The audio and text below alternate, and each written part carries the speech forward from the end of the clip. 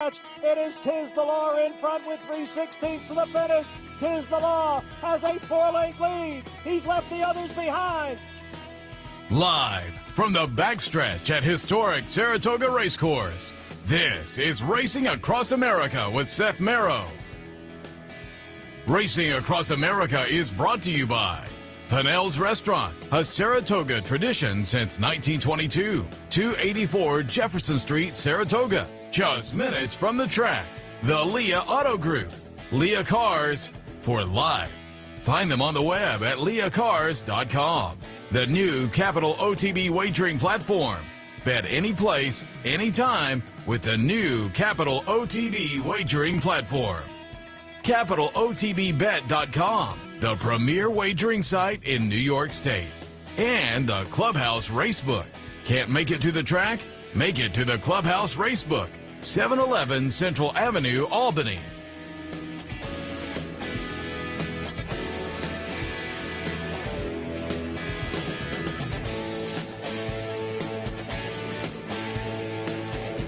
Good morning. Welcome to the first Saturday edition of Racing Across America in 2021. It's a nice day up here at Saratoga. A little overcast. Temperatures are a little more comfortable than they've been the last couple of days as the humidity has gone down a little bit. Horses, as you've seen, have been working out behind us and enjoying the weather and whatnot. Fun show today. Towards the end of the show, we'll be joined by Pat McKenna from the New York Racing Association. Just kind of set us up a little bit on the meet ahead. Brendan Walsh, a little before that. He's got a couple of runners in stakes action here at Saratoga this afternoon. And, of course, we'll talk a little bit about the big boy as well, Maxfield. All of that coming up in a few. But we'll kick things off with Wes Ward jumping in. He's got some runners this afternoon and more we'll talk about. Wes, thanks for stopping by.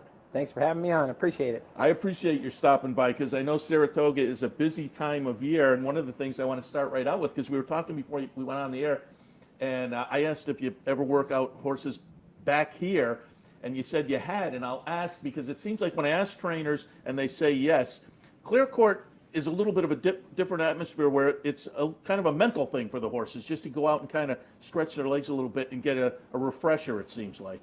Yeah, I think it's not as much pressure on them, and mentally, because they know when they go over to the other, over here to the main track, that's where they're going to race and work. And here it's kind of like a little bit of a jog in the park. We just had, with just a pony, we had Happy Soul that scratched on opening day. We just walked her around, one lap around just so she could kind of get out moving and with no rider on, just with the pony and just kind of get the blood pumping a little bit. And she really seemed to enjoy it. What's the game plan for her? We're taking it day by day. This is the first time she's came out other than just walking around the outside barn there from scratching on opening day. So we're going to keep monitoring every day. We take blood. As soon as the blood's perfect, then we'll kind of move forward slowly and just keep watching her. And it could be the Adirondack, but she's going to tell us what to do with the veterinarians. Very good. Before we get into some of the horse action and whatnot, I want to go back because I remember, but I think a lot of people in our audience maybe know Wes Ward as a trainer that they see in the past performances quite a bit. But remember your jockey career for us a little bit. As I say, I remember, I wrote it down 1984, the Eclipse Apprentice jockey, meet titles at Belmont, Aqueduct, Meadowlands, that then went to a ride overseas as well. Talk a little bit about and remember your jockey career a little bit. Those are great times. It was the time of my life. I was 16 years old here, and I actually made the lead here going into the last week of the meet. And, and I got the 24 days. It must have been. Yeah. And I got a suspension, a riding 7-day suspension, whatever it was, and couldn't ride the last week. But it was great fun. What was it like to be up here and to be in that position, to be a kid of that age? That has to be like you're a rock star all of a sudden. It was a dream come true. I was a kid in from Washington State, and I was riding the county fairs when I was 13 and 14 and 15 years old, and had aspirations of coming back here. And when I did, it all kind of came together, and we got on a roll, and it was a fun ride. Yeah, as I say, I remember those days. And how did you get into the game? I'm from a real small town, Yakima, Washington. They Sure. got a small track there, a little circuit up in Washington State. And my father was a trainer, and I didn't have any choice. It's worked out very well. And just reflect a little bit also, I'm curious, you spent some time overseas as a jockey. Was that a kind of get a little extra time with a weight thing? Yeah, it actually, I the weights were a little heavier then, you know, and as you can see, there's 2 jockeys in me now. So, you know, I knew going into it that when I was 16, I was just a little boy. I weighed 100 pounds, you know, and then as I grew taller, it was tough to maintain the weight. And the last few years were a big, big struggle. Yeah, you weren't alone, obviously, because I was reminded of that. I was looking up some info on you last night, and you had trained a horse within the last year or so for Steve Cogden, and you said, oh, you know, I was looking up to him early in my career, and of course he went over and had that end of the career over in Europe as well. Yeah, he's my idol. I mean, great guy to today. You know, I still train a horse for him, Palace Avenger. We had a winner here last year. It was great to have Steve and have a winner for him. He's a great guy. Yeah, very good. All right, now let's get on to the training side of things, and let's go back to opening day, because as I say, again, I was looking up some information on you last night, and I saw before the win on opening day in the quick call, you were talking about Golden Pal, and it seems you are very high on this one, and understandably so. What we have seen so far, the win in the Skidmore up here last year as a 2-year-old, the win in the Breeders' Cup Juvenile Turf Sprint last year to end the season, and this was the comebacker on opening day. Golden Pal is going to be the number 3 horse. Talk a little bit about the performance the other day, and again, just your thoughts on this horse overall. He's just an immensely talented horse, as I've said on several interviews. He's, you know, you're not going to have very many of these types that you're going to train. I don't care who you are in a training career. He just has that natural quickness and ability. He essentially did this race off of 3 works, is all. The other 2 were just kind of gallops. And he's just, I really look forward to him. He came out of the race fantastic. We got very, very fortunate that we had that bit of rain up here to where there was a little bit of give in the course, and they always come out of the race as good as they go into it when they have the course like that. So he's got a big, big future. I'm looking forward to taking him back to Europe. There's a couple races pending on you know how we get this summer. Yeah, he's going to go to either York, which is in northern England. Yeah. Race that I've been second in twice, once with Lady Aurelia and once with a 2-year-old Acapulco. That race is for 2-year-olds and up. So the 2-year-olds get in with 112 pounds. That's why I had to fly IRAD over there, because the jocks over there are a little heavy. Yeah. And he'll carry 130 and change, I think, in the race, because he's 3. But it's either that race or there's a race in Ireland, one of the 2, depending on how he is and how he looks in his workouts. And then we're going to hopefully finish up in the Breeders' Cup. But he's so talented, this horse. He's such a really neat horse to be around, too, his demeanor. He's like he'd be like a college going into the pros, can't wait to get into the pros quarterback, where he's just, you know, can't wait to put him in the game. He's that kind of horse. He's always up at the front of the stall, and he's got his eyes are always bright, and as soon as he comes out, he's really, really focused. Really cool horse. That, again, from the other day, Golden Pal. And for folks who aren't familiar, certainly bred to be a good one. Uncle Mo on top and Lady Shipman, and I'm just curious with that kind of breeding, and I'm guessing Lady Shipman, folks up here maybe remember her, but I'm guessing with that breeding, he was kind of touting himself right from the beginning. Yeah. Ben McElroy, bloodstock agent, brought me over to see him as we were going through the horses that he thought would be horses for me, and I just fell in love with the horse, you know, and it just so happened to be the breeder was there watching me, you know, several times, going over and seeing him and bringing some potential clients over to look at him, and so unfortunately the deal didn't go through. And but as it ended up, he gave me the horse to train, so that was great. Yeah, very good. All right, so again, that was the other day, but let's take a look at some action from this afternoon. Some action we'll be looking forward to this afternoon. We're going to look at Headline Report. You've got that one in the Sanford Grade 3 event, $150,000 up for grabs. They're going 6 furlongs to kick off the 2-year-old stakes season up here.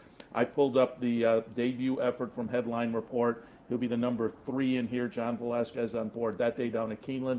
He'll be back on board again today. This is a salty edition of the Stanford, but what are your thoughts this afternoon for Headline Report coming out of this nice debut effort? You know, I put him in this race, and I didn't have him very long. I just kind of went off. He came out of the 2-year-old sales and had a very, very fast workout. Eddie Woods, you know, as most of those consigners do, they put a lot of effort and speed. And I just took him to the gate a few times and ran him based on the horses he ran against that day aren't nearly, you know, the talent he's going to face this afternoon. So and he's so talented that he overcame not, you know, having been prepared. But I think he got a really, really good experience, and everything I wanted to happen did. to where he won, and he got a good experience with Johnny on him. And now we've had a good string of workouts at his home track in Keeneland, and he's ready for this race. We drew a great post. We're outside there, and it would have been tough if we drew inside. I look for him to break a little bit more sharper than he did in the first time. Maybe still just a little bit could be better from the gate, but he should be being outside like that. He should be able to get himself in good position, and then we'll see what we have. It's a question of if he's as talented as the other horses in there.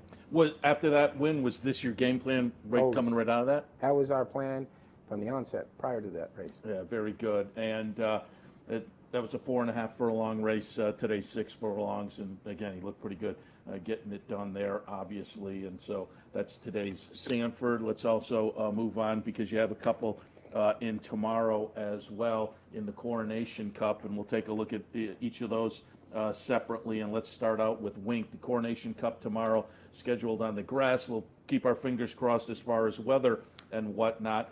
But first up, we'll take a look at Wink. We're going to go back to Gulfstream Park on March 20th. Wink is going to be the winner here, the number 4. Subsequently, tossed in a 9th place finish in the Mamzelle. So talk a little bit about the win we're going to look at, but then the follow-up in the Mamzelle and where there's excuses in there. Well, number one, Javier knows her very well. He's won a couple races on her now, so I'm happy that we have him on. The big key with her is the ground. If the ground is the way it is today, we're running. But if it gets a little soft, we'll probably come out. She likes the fast and firm ground, whereas the other fillies, European bred, she'll run either way. Very good. And let's talk a little bit about the other one. The other one is Illegal Smile. Got the chart here. That one is going to run second in the race we're looking at. This is going back to Churchill on June 12th. Going Good's going to be the winner in the number 6. Illegal Smile, the number 3, runs second and comes in off of that effort. How do you feel she's coming into the race on Sunday afternoon? Very, very well. She had a real good break. We kind of turned her out at the Lister's farm there. Beautiful farm all winter long. Gave her a really good break. So when she came in, she was kind of woolly, and we just kind of let her shed out naturally. And so her first race, she was you kind of looking around at all the other fillies coming up from Florida, and when they're shaved, and I let a woolly mammoth in there, But really, she ran well. And now she's just beautiful. I tell you, she's just dappled all out, and she's had a couple races going into this, so she should run a big race. Very good. So we'll look for a couple of those in the Coronation Cup tomorrow. And you talked about it. I have some other horses I want to talk about, but since you mentioned it, I'll just ask you to talk about a horse being dappled out, over the years. As I've come up here and heard trainers talk, they all talk about, man, they love it. The horses love it up here in the mornings, the cool mornings, the water and whatnot. Do you find that to be true? Yeah, you're up in the mountains. It's a more tranquil environment than, say, down in the city at Belmont or Aqueduct. So, when they get up here, it's just, they feel more at home, and, the horses tend to eat better up in, when they're up. It's almost like they're at a farm. Yeah. All right, I'm going to bring it up, Royal Ascot. You got your win this year on a DQ, and I have to ask your feelings as you watch the race and after the race. We're going to watch the stretch run here, and the really talented Campanelle is going to run second by a smidge, but as we watch the stretch run, gets moved out and moved out and moved out. And I said, we were live because we were showing on our network those races, and we were live, and I said,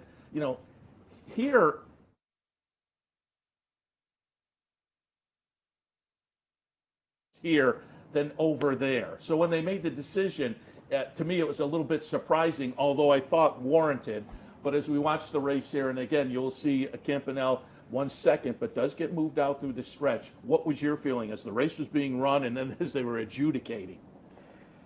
I mean, it wouldn't even have been a question here. They'd have come down, within, a minute after talking to both jocks, they would have just took her down the way that we went from one side of the course all the way to the other. But in Europe, it's a lot different. They try to leave the horses up, as far as from a gambling standpoint, and they try to judge it on which of the two horses would have won, regardless of, and that's really what we were trying to decide. And ultimately, they decided that if that colt didn't take my filly all the way across the course there, and a big factor is that I made the lead just a jump or two right before we got there, even with the crowding and impeding, and I think that's what made him ultimately take that horse down. It was I wasn't quite sure, because I'm a visitor and that's the home team, but but they made the right call. And as I say, we show the Royal Ascot races on the network typically, and as we lead into the week, we're always pointing out your horses because we always like to say, the Americans, easy to root for them. Talk about your experience going over to Ascot, where you kind of changed the thinking of Americans, and as you've gone over and had success, you've been a trailblazer. Kind of reflect on what's happened over at Royal Ascot for you over the past few years.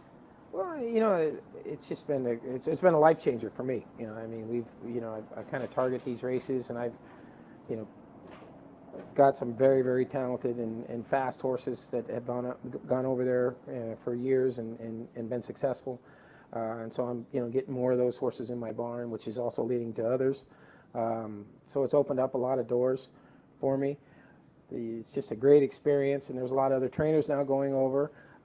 It was when I first went over, it was like, if you're heading over, across that pond, you're in trouble. But essentially, it's almost, the American horses travel all over the world and are successful. Yeah. They go to Dubai, as you can see, and there's really no difference. It's just as easy to put a horse on a plane and go to England as it is to put on a horse on a plane and go to California. Yeah. It's also a lot shorter of a trip. From the time the horse leaves his stall at Keeneland and vans to Saratoga or Belmont, than it would be to put him on. They leave the stall, they go to Indianapolis, and they got a direct flight to Stansted, which is only a few, and it's you get a shorter trip going all the way to England. Yeah, that's incredible. And I have to ask, do you now own the top hat and the tails, or you rent? Yeah, no, I bought the hat. I still rent the tails because I get a little chubbier every year.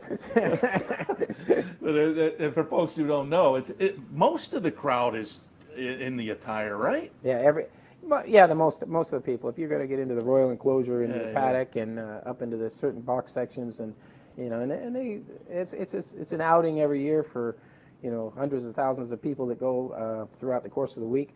So everybody really enjoys it. I mean, this meet is the highest quality meet certainly that I can think of this fashion, but those 5 days there, that's as high quality as it gets for 5 days. Anyone that's a racing fan should really go to experience it because, you have just the highest quality of European racing, and the people are wonderful, and it's to get an experience to put the top hat and the tails on, and it's hard for me to put a suit on to go across there, but I really do enjoy it now, and getting around to talk to the different trainers and horse people, and even people that you're talking to. It's just a great experience. It's been a great experience for my children as well. Yeah, and as I say, it's fun for us here because it's fun to go to the big game, the big meet over there, and root for Americans. And when you have the success that you've had, it's fun to watch those horses. Give us a little game plan on the super talented Campanella, the one we just saw there at Royal Ascot. What's going to be up next for that one?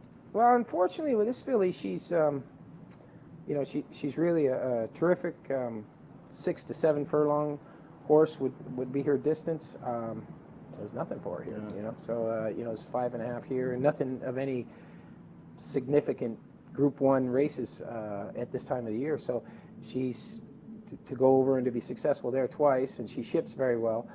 So there's a race in France called the Maurice de Guist. It's a Group 1. It's 6.5 furlongs. It's August 8th. And it fits right in on the timeline. And as I told you earlier about the traveling, it's easier to go to France because you just go right out of Chicago, which she's in Keeneland now, and you ship right into France, and then she's there. And it is exactly what she did last year when she went over to win the Group 1 Prix Mornay as a 2-year-old. So she's doing very, very well. We're getting ready. She had a work last week on the dirt. Looking forward to working her a couple times on the grass, and then July 31st she's on the plane to go run. Very good. And just before we let you go, I'm asking everybody in here over the past, as I talked on the phone down in the studio, and when I get people here, just talk a little bit about up here at Saratoga and the last few weeks at Belmont and some of the other tracks over the past few months and whatnot, how it's been, what it's meant to the folks on the horse racing, the backstretch side of the game, and the trainers and whatnot, to get the fans back in the stands.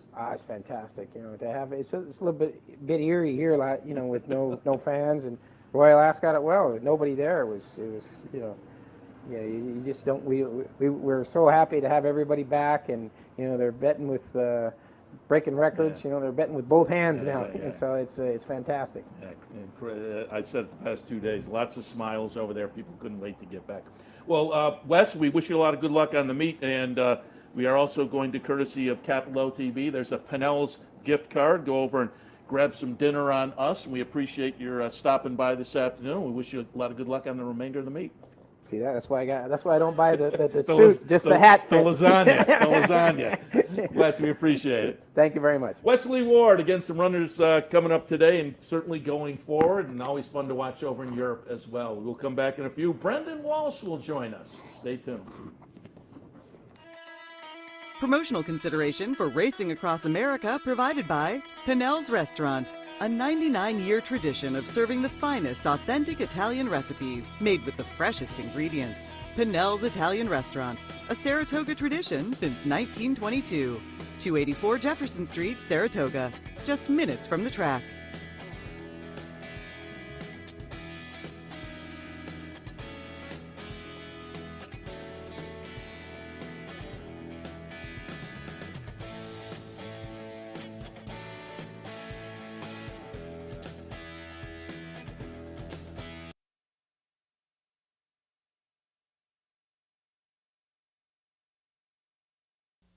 Welcome to Albany County, an incredible destination to live, work, and play, with easy connections to more than a dozen cities from our vibrant modern airport. It's a short trip downtown to a hive of culture and amusement, from world-class shows at the newly renovated Times Union Center to reliving the past at the New York State Museum. From outdoor recreation to shopping to nightlife, Albany County has something for everyone. We'll see you soon.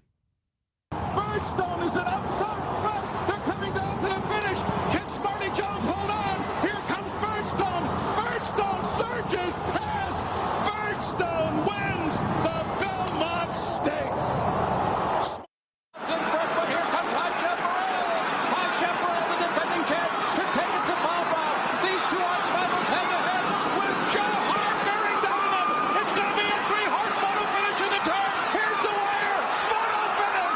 The Capital Region has some of the most sophisticated horse racing fans in the country. That's why Capital OTB built the Clubhouse Racebook. Here you can wager year-round on the best horse racing from around the world. The Clubhouse also has monthly promotions including live bankrolls, handicapping contests, and so much more. Like sports? Watch your favorite teams on more than 30 screens in Legends Field Sports Grill. Food, sports, and the excitement of championship horse racing only at the Clubhouse Racebook, 711 Central Avenue, Albany.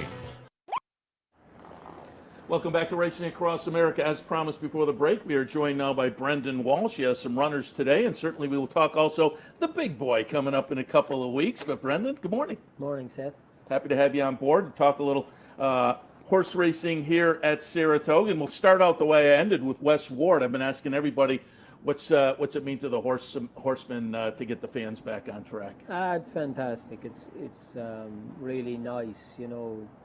You forget this is a magical place, and you know we forgot it there for a couple of years, but it's so nice to be back and to have people back, and you know everything seems like it's getting pretty much back to normal, which is great. As close as we can get right now. I've said the last 2 days have just been a lot of fun and a lot of smiles on people's faces. Well, again, you have a couple in this afternoon, so let's get some thoughts on the Sanford. Wesley Ward has a runner, and I said to him, this is a salty edition of the Sanford this afternoon, but you have Candy Landing coming in off a pretty good-looking debut effort down at Churchill. Candy Landing here in the replay we're going to watch is going to be the number 9 horse. Debut effort, chart margin of over 4 lengths, 70. Your thoughts? I should know, did it at 17-1, so it was a nice little overlooked debut win, but did it in fine fashion. What was your feeling on this race and coming into this afternoon? I thought he was very smart before we ran him. We did like him, Seth, but I don't believe we had a colt run up to that point. I think he might have been our first or second colt, or even 2-year-old for that matter. So we didn't really have a great line on it. But he was very professional on the day. He broke good, ran well. I was pleasantly, like I said, I thought he was nice, but I was pleasantly surprised by the way he did do it, because there was strong word for Steve Asmussen's horse in the same race. But he did it, and I think there's plenty of improvement still to come from him, so it'll be interesting how today goes. That was back on the 11th of June, and just curious, did you point for this right out of that? Yeah, pretty much. I mean, when you get a 2-year-old win that early in the year, there isn't a ton of options, so, you know, but he seemed like he was fast enough that day to warrant coming here anyway, so we'll hopefully he'll prove that today. Got a workout up here. How did that look coming into the race? Good, yeah. That was our intention, was to give him his last work up here and let him get a feel of the track. So that all went well. So yeah, I mean, couldn't be happier with him going into it. As I say, salty addition, but you've got a live runner coming out of a nice debut win. So certainly going to pay attention to Candy Landing this afternoon. Now we'll move on to the Diana. You have a runner in here as well. We're going to take a look at the Gamely out at Santa Anita on May 31st. The winner is going to be Maxim Rate, but running second, number 1 La Signaire. And it's a pretty good second place finish out there. And coming in off of that effort, what are your feelings this afternoon in the Diana for La Signaire? Listen, she's done nothing wrong, Seth. You know, she's been second she was second at Grade 1 her last start, third in the Grade 1 her start before that. Looks like it sets up good for today. She's one of these fillies, you know, we'd take a shot with her, and if things fell into place, I'm sure she's capable of at least getting a piece of it. If not, you know, we might get lucky and get a little more. Yeah, put a nice little Grade 1 placing on the resume up at Saratoga. That'd be nice. Yeah, exactly. Yeah, exactly. So La Signaire in there. And as I said, also wanted to take a look at the big boy and talk a little bit about Maxfield. We're going to take a look at the Stephen Foster. Maxfield went off as a 2-5 favorite that day, and one like it. Going to be the 8 horse in here. Coming off of the win in the Ali Sheba, and then two-back was third in the Santa Anita for the only blemish on the record. But again, the Ali Sheba and this Stephen Foster put Maxfield back on track, and I see that he had worked yesterday here. So talk a little bit about this performance, which, as I say, lived up to the short price. So looked good there. How'd he come out of it? How's he coming into the Whitney down the road? Came out of it great, Seth. You know, he seems like he keeps progressing. You know, very impressed with him the last day. You know, got up here in good shape, worked yesterday. That was our plan. Try and get 3 works into him up here before the Whitney, and you know, everything is so far so good. He looks great, so we're in pretty good shape. As I say, 8 career starts, 7 wins, and a 3rd place finish at the Santa Anita Handicap. He ran 3rd. What was your takeaway from that race? You know, we might have, you know, listen, he went into the gate, he was even money, so it wasn't as though it wasn't the right spot for him. But, you know, he came back off of short rest, shipped all the way out there, strange track, 1.25 miles first time. You know, he had a lot of stuff up against him, but I think for a horse like him, if he's going to be competitive as the year goes on against these seasoned horses, we've always lacked a little seasoning with him because obviously he's had his injuries and what have you. So I think it was good to put his neck on the block, as it were, and have to face adversity. And I think it actually, his 2 runs since have proven it might have been the best thing that ever happened to the horse, that he had to go out. He seems like a more mature horse since. You know, I think it really, really did bring him along and helped him mature a lot. Yeah, it certainly rebounded very nicely in the 2 wins, 2 stakes wins down at Churchill subsequent to the Santa Anita Handicap. 8 wins, 8 starts, 7 wins, $1.25 million in the bank. Clearly plenty of talent, and I'm just curious with a horse like this, did you know from the get-go that you had something special? We thought he was pretty good, yeah. I mean, he, you know, it just shows how good he was, Seth. He was a big frame of a horse as a 2-year-old, always worked really, really nice, never a blemish in his work. But did we expect him to win a Grade 1 as a 2-year-old? Not really, not before he broke his maiden, we didn't. But I think it just shows how good a horse he was, the fact that he accomplished that without being that physically there. But we always thought he'd make a nicer horse, you know, 3 and 4, and you know, he had his injuries and that, but at least there was always something that we could fix, and you know, I think it's all starting to fall into place now. And it's got to feel good coming into a Grade 1 up at Saratoga with a horse with that kind of talent. Absolutely, yeah. Yeah, it's nice to have a live one coming up here, you know. One other horse I wanted to talk about from just recently, Indiana Oaks, from just a week or so ago, July 7th. Soothsay is going to be the winner of the number 2 horse here. And at 40-1, number 10, Moonswag, runs second. This is a pretty nice performance again at that price. Talk a little bit about Moonswag and what's coming up for her potentially. Yeah, she ran a great race in Indiana. I thought she was very unlucky. I mean, you know, Soothsay, to be fair, she missed the break, and she was probably the best filly in the race anyway. But her filly ran really well. You know, she keeps progressing, and you know, we'll have a look at it. You know, there's a couple more of the 3-year-old fillies races to come. I think there's one at Charlestown going 7/8.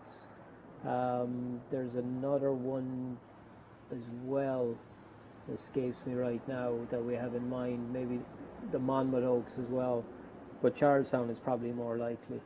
You know, but yeah, no, she's been knocking on the door all year. Yeah. She never lets us down.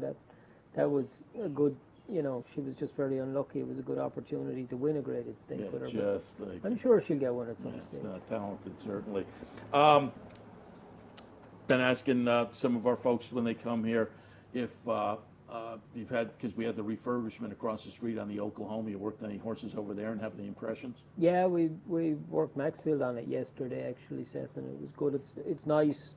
It's wider. It looked real good this morning, and yeah, I mean, it looks like a, you know, it's always been a very nice track and always been nice to have. I'm over on that side this year, so, you know, no complaints from me at all. Seems like it's very nice. Seems like that's the consensus. They did a nice job. I think so, yeah. For folks don't know, I said it a couple times already this week, but for folks who maybe are only tuning in on the weekend, they widened it. It was a pretty major project that went on, started right after the meet last year and ended maybe a month and a half or so ago. So, and as I said, the consensus seems to be that they did a good job over there.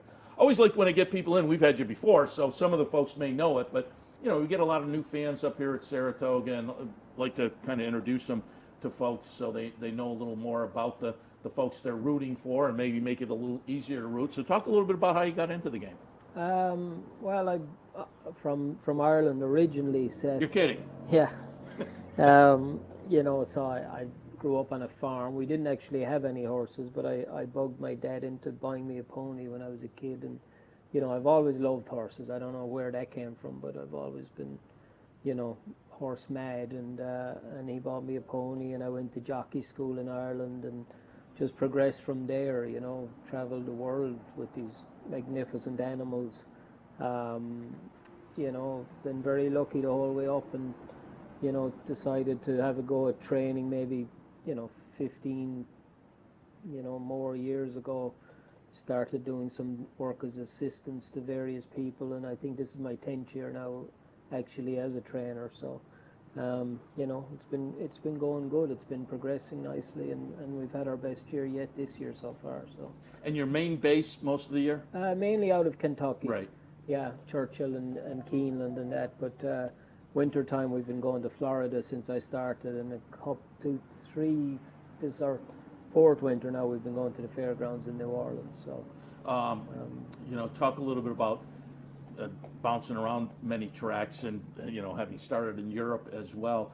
Just relate Saratoga and how that fits into the pantheon of racetracks around the world. I mean, before I ever came to this country, you always heard about Saratoga. I mean, it's just such high quality racing, and it's a great festival for, you know, the 6 or 7 weeks or whatever it is that it's on. And you know, it's a hard place to come and win, but it's, you know, we had a very good filly a couple of years ago called Proctor's Ledge, won a couple of 3-year-old filly stakes up here that year, and you know, it just gives you the appetite to want to come back and win more. It's the place to be this time of year in this country. So, you know, like I said, it's tough, but if you've got the stock, and you know, we're lucky enough this year, hopefully we have some that are capable of winning a few up here, hopefully.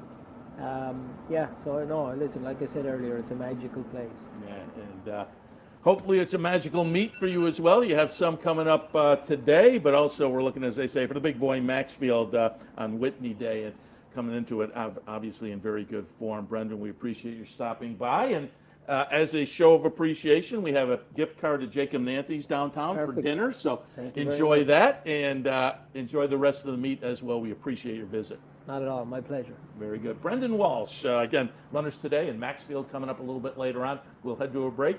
When we come back, Pat McKenna from the New York Racing Association will get a little kickoff from the NYRA side of things right after this.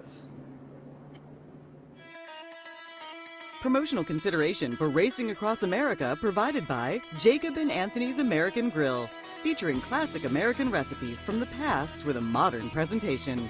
Jacob and Anthony's American Grill, 38 High Rock Avenue, Saratoga.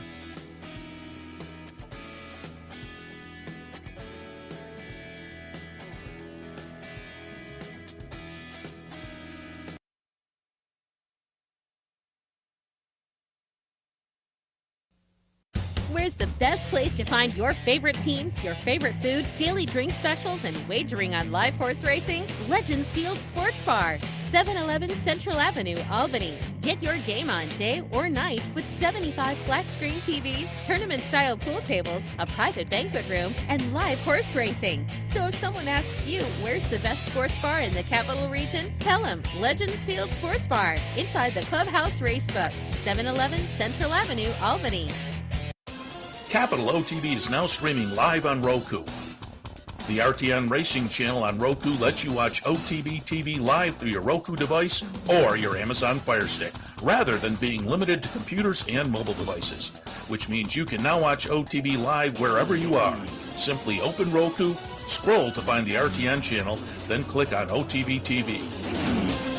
OTB TV on Roku. Try it now. I'm Seth Merrow, and as serious horse players, we know that information is critical when placing a bet. With live streaming of more than 30 tracks, race replays, free past performances, and daily picks from professional handicappers, no one gives you more up-to-the-minute information than Capital OTB. Combine that with the best player awards in New York State, and you have everything a serious horse player needs to be successful. Win more with Capital OTB. Winning starts here.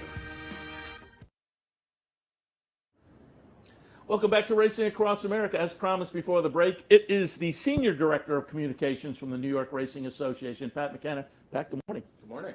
Happy to have you back on board, because when you're back on board sitting next to me, that means Saratoga is open. And just talk a little bit about how fun it is for you guys to get back up here, because I say every year, probably more work than you squeeze into 40 days during the rest of the year, but I'm sure it has to be fun as well in front of these big crowds. Yeah, it's fantastic to be back here. It's a sprint for us from about April 1st through Labor Day. That week that we have in between Saratoga and Belmont, which we did for the first time last year, partly due to COVID, and we'll do again this year, is a good thing for everyone. I think for the whole racing community to have a little bit of a breather after Saratoga. But that's then, this is now, and we're thrilled to be back. I was talking to people locally who couldn't wait for Saratoga in the last 3 weeks. They bounced down to Belmont a little bit and watching on the simulcast signal, seeing some shots of the paddock and whatnot. It looked like Belmont with some fans getting back in. Folks were excited to get back to Belmont as well. Yeah, absolutely. I thought Belmont Stakes Day was a really great day of racing. Obviously, the Belmont Stakes itself is pretty phenomenal. But yeah, you can feel the momentum building up as we were allowed to bring fans back in on May 1st. It turned out to be Kentucky Derby Day, and it just kind of built to a nice crescendo on Belmont Stakes Day. And here we are, big crowds, even bigger handle, which is great. And we'll get after it today at about 1 o'clock. So kicking off again for the first Saturday at the meet, so we'll certainly be looking forward to, again, a couple of nice stakes races and whatnot. And you and I were talking before we went on, that also means some Fox coverage today, which, again, I will compliment you and the whole team. I think clearly it benefits NYRA, but the Fox coverage, I think, just benefits the sport in general. Absolutely, yeah. Today, for the first time in history, Fox broadcast, so, Channel 5, downstate, whatever it is, up here, Big Fox, will carry a 1-hour special, opening weekend special, headlined by the Grade 1 Diana. So the Travers is on Fox through 2030. The fact that they're committing to an hour on a Saturday afternoon showing Saratoga just demonstrates their commitment to the sport, the quality, the excellence of Saratoga, and they're all in. It's fantastic. You know, credit to Dave O'Rourke, obviously, and Tony Alivato for building that relationship, which began in 2016, just 80 hours in total. We'll do some astronomical number of hours this year. It's more than 220 just of Saratoga, and then they pick up back up in the fall with Belmont and in the spring with Belmont as well. So that's a really good thing, and it's more national coverage of high quality horse racing than ever in the past. So you're right, it's great for the sport. Yeah, as I say, it doesn't just benefit you guys, it really does benefit the entire sport, because it you know, spreads the word to racing fans in general. So you guys do a great job with that. I want to tip my cap to you there. Again, you and I were talking before we went on the air, and whenever I have you on, we always talk about it.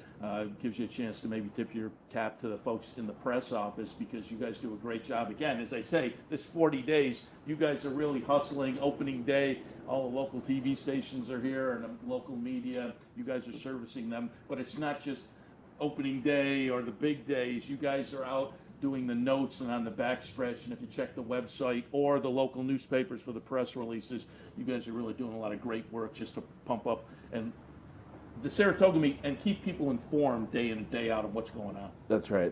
The guys they're out early covering workouts. They're doing it all. So we got Keith McCalmont, Brian Bowl, Ryan Martin, and then Vanessa Rodriguez, who handles all the community affairs. It's a tremendous amount of high quality writing, reporting. Check out the website, go to NYRA.com and see what we're doing each and every day here at the spa. Yeah, the news in the notes section that keeps you informed. It's preview and review.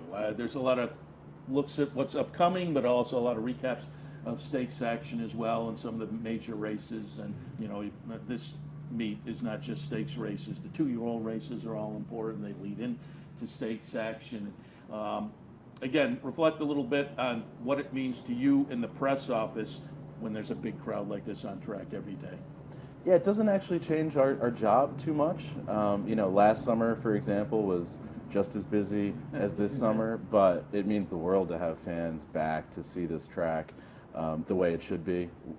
Packed. The grandstands are packed, and to see the apron during a close finish. But yeah, it's a completely different dynamic. Last year was, the word of last summer was just sort of bizarre. The fact that this track has stood the test of time since 1863, and that was the very first time that we had to conduct a race meet without fans, just shows you how unprecedented the last 18 or so months is. There was a time when we were optimistic last summer that we would have fans, but it's great to see. The smiles you saw on opening day, friends, obviously families getting together here yet again. It's humbling, and we're just stewards of this historic and important treasure here in upstate New York. So that's our job, not screw it up, right? And speaking of that, that's a perfect lead, and I'll let you tout a little bit because it should be touted. When I had you on by phone down in the studio before the meet, we talked a little bit about the new facilities that are here, and I got a chance. I just read about the verandas at the top of the stretch, and we may have some shots of that as well, because I took some pictures yesterday. And that's a nice area at the top of the stretch, a new kind of, it's slightly upgraded, and I think and this is the stretch that's at the end of the grandstand. The top of the stretch verandas are literally at the top of the stretch, but the stretch that we're looking at here, that area, which is 2 or 3 years old now, that's expanded.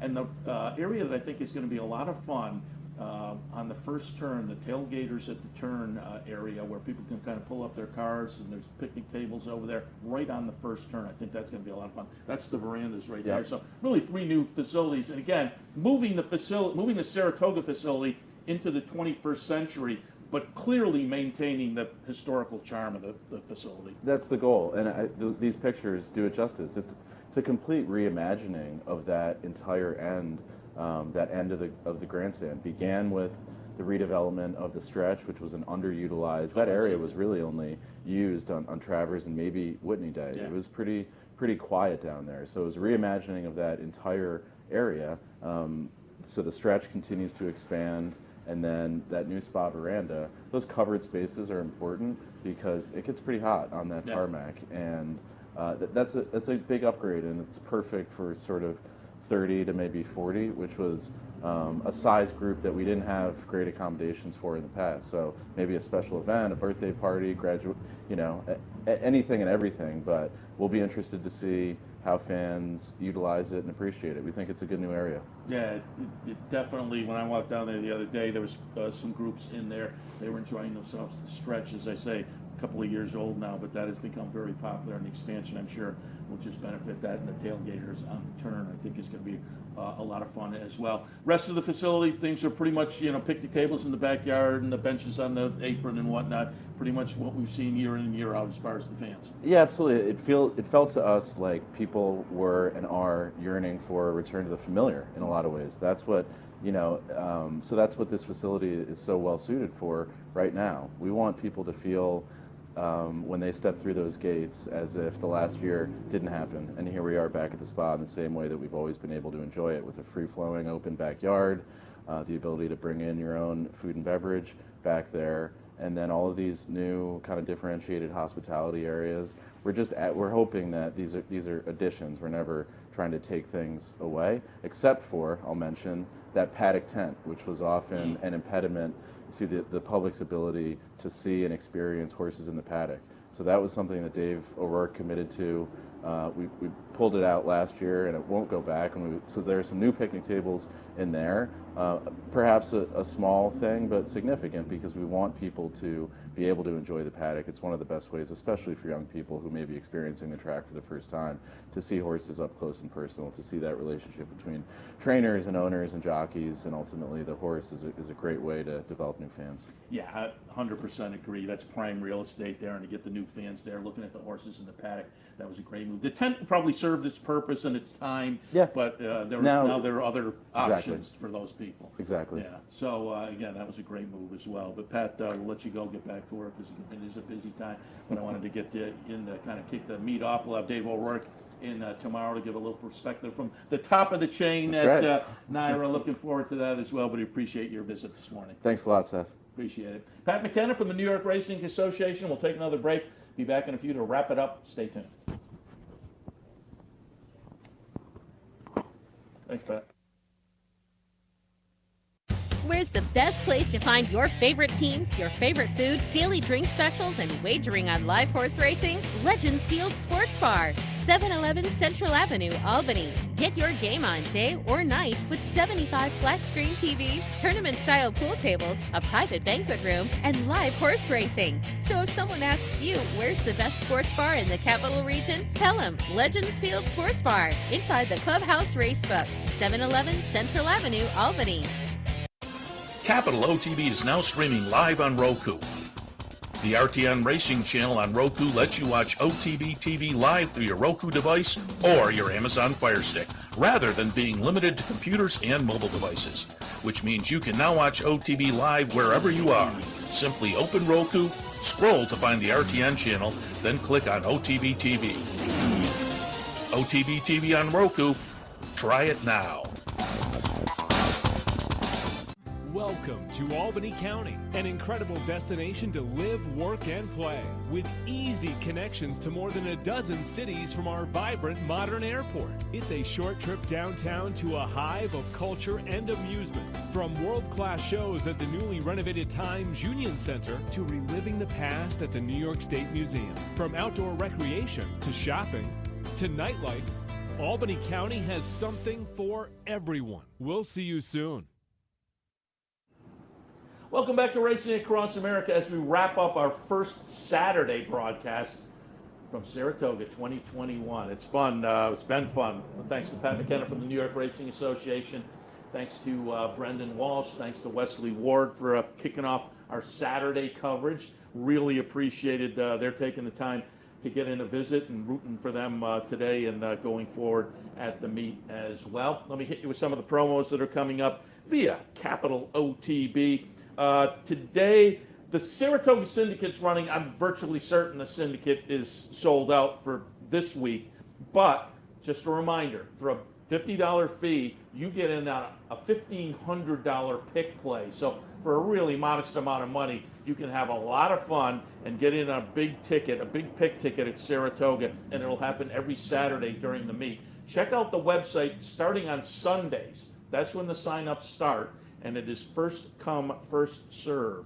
Today also, there's a $100 pick 3 play. I will have $100 to play pick 3 action on behalf of patrons. I haven't yet looked because I was kind of waiting to get some scratches and whatnot. So the pick 3 plays will be coming up, but I'm assuming you probably still have time to put your name in the hat and potentially get on the bankroll team for the pick 3 today. Today also a $100 play the board contest down at the Clubhouse Racebook.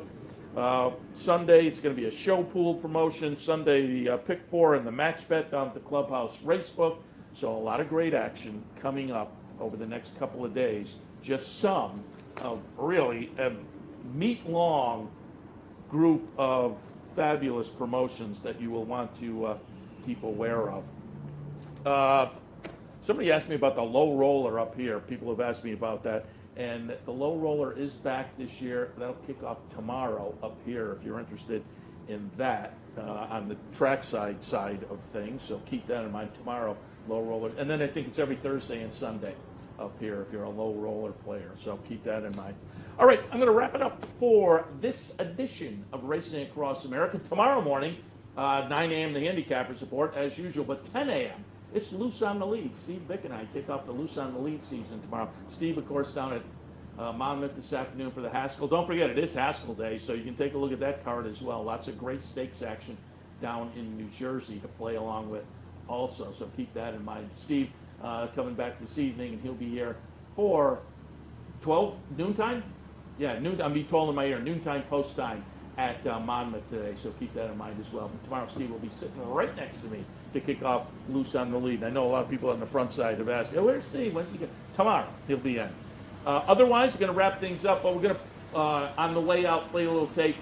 Brian Dorenzo, our camera guy, and myself went out on opening day, just bounced around the crowd, got some reaction from people who are clearly very happy to be back at Saratoga. So here we are, just a few minutes from some folks out on the backyard and around the facility. Opening day at Saratoga, going back to, if I said Wednesday, opening day was Thursday. So going back to Thursday, the crowd on opening day will take us to the top of the hour and wrapping things up here on Racing Across America for a Saturday morning. Thanks for tuning in. Enjoy the racing this afternoon. We'll see you tomorrow morning.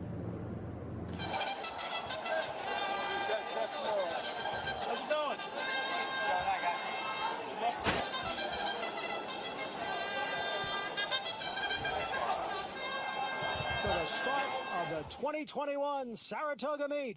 Get ready, everybody. They're about to break. And they're off at Saratoga. I think I'm actually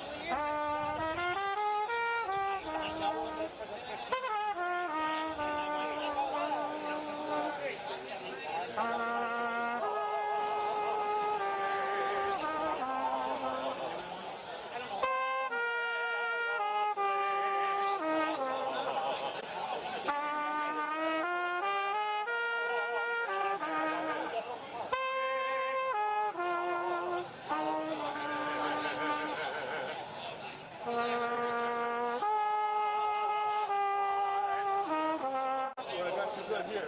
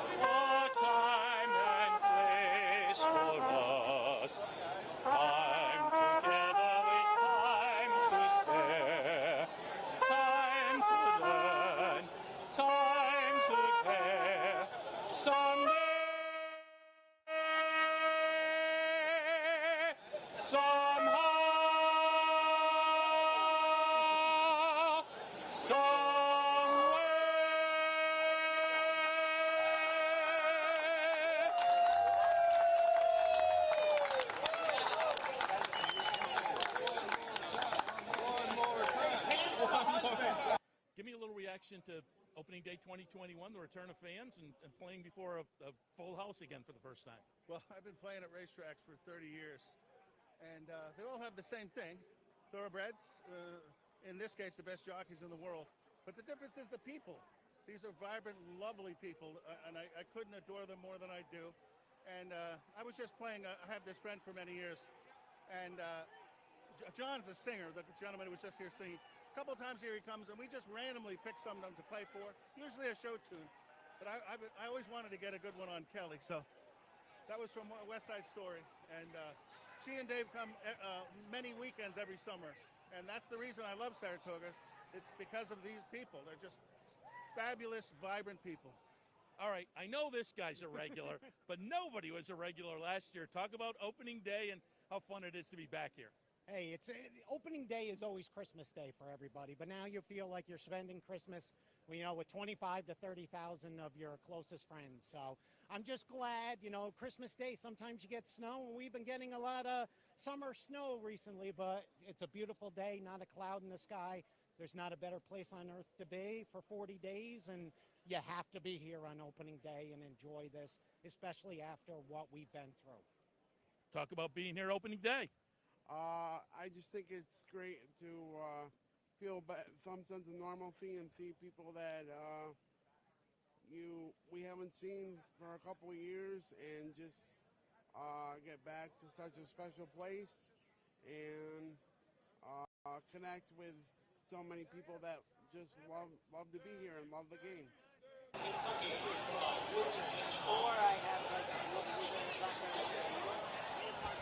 Tell us a little bit about it. You said before we set up and got ready here, you've been coming to the track together opening day for a long time. Last year was a little bit different. What's it like 2021? It's awesome. There's people are here. The energy is so great right now, and it's been great to see one of my best friends on opening day. Just continue the tradition. I hope everyone comes out for the tradition. Talk a little bit about that. It's just amazing. I mean, just seeing the changes, all the local people, gorgeous day. I mean, just the people you know. It's just wonderful. We feel so blessed to be here. An awesome horse racing.